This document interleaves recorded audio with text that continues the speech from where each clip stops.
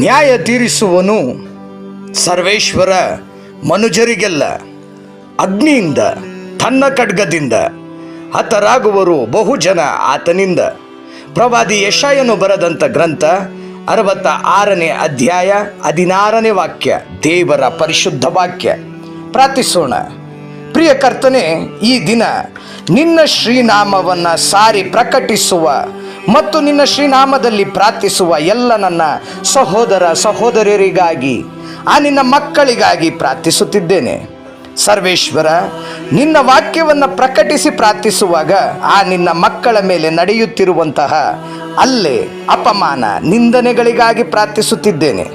ನಿನ್ನ ಪರಿಶುದ್ಧ ವಾಕ್ಯವನ್ನು ಸಾರುವುದೇ ತಮ್ಮ ಕಾಯಕ ಎಂದು ತಿಳಿದು ಎಷ್ಟೇ ಕಷ್ಟ ಬಂದರೂ, ಎಷ್ಟೇ ಅಪಮಾನಗಳು ನಿಂದನೆಗಳು ಬಂದರೂ ಎದೆಗುಂದದೆ ನಿನ್ನ ಸುವಾರ್ತೆಯನ್ನು ಸಾರಿ ಸತ್ತರೂ ನಾವು ರಕ್ತ ಸಾಕ್ಷಿಗಳಾಗುವೆವು ಎಂಬ ವಿಶ್ವಾಸದಿಂದ ನಿನ್ನ ವಾಕ್ಯವನ್ನು ಸಾರುವಂಥ ನಿನ್ನ ಮಕ್ಕಳಿಗೆ ನೀನೇ ಆಶ್ರಯವು, ಕೋಟೆಯು, ದುರ್ಗವು ನೀನೇ ಕರ್ತನೆ.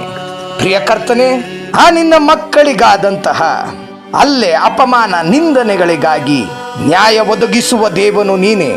ಪೌಲನು ಥೆಸಲೋನಿಕದವರಿಗೆ ಬರೆದಂಥ 2ನೇ ಪತ್ರ 4ನೇ ಅಧ್ಯಾಯ 1ನೇ ವಾಕ್ಯದಲ್ಲಿ ನೀನು ನುಡಿಯುವಂತೆ ಜೀವಂತರಿಗೂ ಸತ್ತವರಿಗೂ ನ್ಯಾಯ ತೀರ್ಪನ್ನು ಕೊಡಲು ಬರುವಂತಹ ಯೇಸು ಕ್ರಿಸ್ತನೇ ಎಂಬ ಆ ನಿನ್ನ ವಾಕ್ಯ ನಮ್ಮ ವಿಶ್ವಾಸ.